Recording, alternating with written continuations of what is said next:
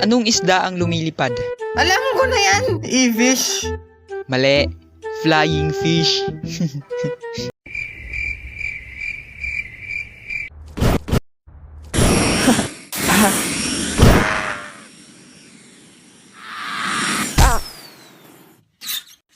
Aray.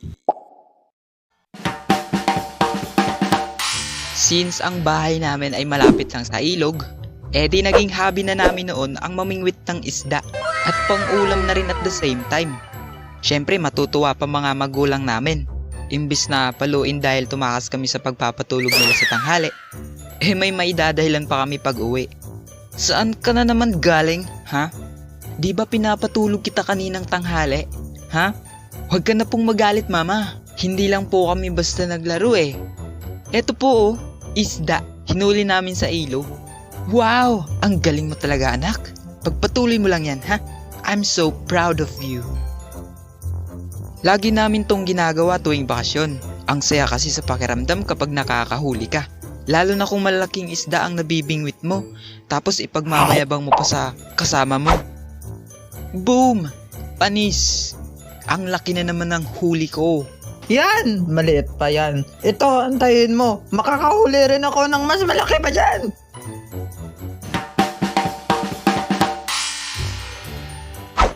What? Eto, mas malaki. Oh, ito! Huli na! Boom! Palas! Joke lang. Walang pating sa ilog mga lods. Hihihi. Hoy, Aray! umalis ka nga dyan. Nabubulabog mo yung mga isda eh. Nagnanarrate ako dito eh. Wala ka bang studio? Doon ka nga mag-narrate? Wala. Lubi ako. Bago natin ipagpatuloy ang kwento, gusto ko munang lumuhod at magmakaawa na mag-subscribe sa channel ko.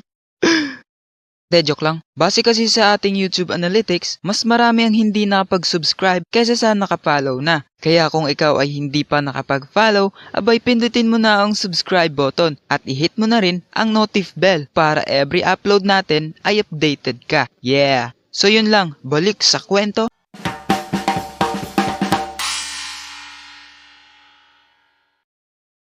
Anong isda ang lumilipad? Alam ko na yan, e-fish. Mali. Flying fish.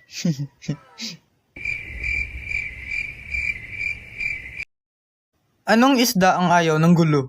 Ano? The world fish. Eto meron ako. Anong fish ang hindi makapal? Hindi makapal, ano? Di money fish. Eto pa. Anong isda ang pumipila sa ATM machine? Ano? Di porfish beneficiary. Eto pa. Anong... Tama na ang kornena. Kapag malapit ng magdapit hapon, oras na yun para umuwi. Alam kong palong pasalubong ni mama pag-uwi. Choose your weapon. Hanger, masakit pero madaling mabali. Sinturon, mas masakit kung ang bakal ang maitama. Tsinelas, hindi masyadong masakit pero unlimited ang palo. Walis tingting, kakaiba ang kirot, mahapdi buong binte. Ma? Wag po. Susundin ko na po lahat ng utos ninyo. Susunurin ko na po kayo na matulog sa tanghali. Hindi na po ako tatakas. Eto po, kunin ninyo. Huli naming isda ng kaibigan ko. Ma, maawa ka. Anong pinagsasabi mo? Kinuha ko lang yung mga sinampay ko sa labas. Ba't ang away mo? Ay. So, maraming salamat kay Nukima Animation dahil pumayag siyang makipag-collab sa atin. Support nyo siya guys. Eto yung channel niya. Ay, ako pala si Nokema. Isa din akong animator, kagaya nito Animations. Support siya. Support nyo siya. Kahit hindi na ako. Wala naman akong kwenta dito eh. Huwag mo ngang sabihin yan bro. Lahat ng artist ay worthy. Diba mga idol? Siya nga pala sa may gustong mag-send ng fan art, may IG na tayo mga idol, hanapin nyo na lang or ilalagay ko sa description box yung link. So, yun lang.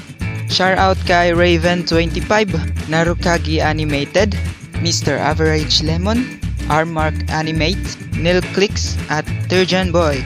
Thank you so much mga idol. See you sa next video. Bye bye!